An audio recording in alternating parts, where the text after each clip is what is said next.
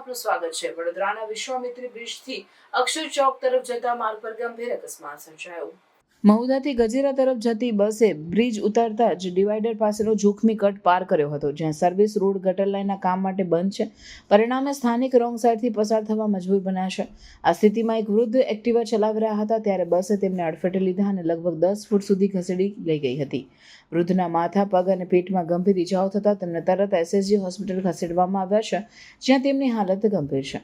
આ ઘટનાની ગંભીરતા એ છે કે બ્રિજની બીજી બાજુ સર્વિસ રોડ બંધ હોવાથી વાહન ચાલકોને વિપરીત દિશામાં જવું પડે છે, જે જીવલેણ સાબિત થઈ રહ્યું છે। સ્થાનિકોનું કહેવું છે કે અહીં સ્પીડ બ્રેકર નથી અને ડિવાઈડરનો કટ પણ ખૂબ જોખમી છે। ડ્રાઈવર અકસ્માત બાદ સ્થળ પરથી ફરાર થઈ ગયો છે, જેના કારણે લોકોમાં ગુસ્સો જોવા મળ્યો। સ્થાનિકોએ તાત્કાલિક કાર્યવાહી કરીને ડ્રાઈવર સામે કડક પગલાં લેવાની અને રસ્તાની સુરક્ષા વધારવાની માંગ ઉઠાવી। વિશ્વામિત્રી બ્રિજ અને અક્ષર ચોક વચ્ચે છેલ્લા કેટલાક સમયથી રોડ પર ગટર લાઇનનું કામ ચાલી રહ્યું છે, જેના કારણે ટ્રાફિક વ્યવસ્થા ખોરવાઈ છે। અનેક વખત સ્થાનિકોએ તંત્રને સ્પીડ બ્રેકર બનાવવા અથવા જોખમી કટ બંધ કરવા રજૂઆત કરી છે, છતાં હજુ સુધી કોઈ અસરકારક પગલાં લેવામાં આવ્યા નથી। આવી બેદરકારીના કારણે વારંવાર અકસ્માતો સર્જાઈ રહ્યા છે અને લોકોના જીવ પર જોખમ ઊભું થઈ રહ્યું છે। તંત્ર સામે સ્થાનિકોમાં ભારે અસંતોષ ફેલાયો છે। લોકોની સ્પષ્ટ માંગ છે કે તાત્કાલિક સ્પીડ બ્રેકર બનાવવામાં આવે અથવા જોખમી ડિવાઈડરનો કટ બંધ કરવામાં આવે, જેથી આવી દુર્ઘટનાઓ ફરી ન બને।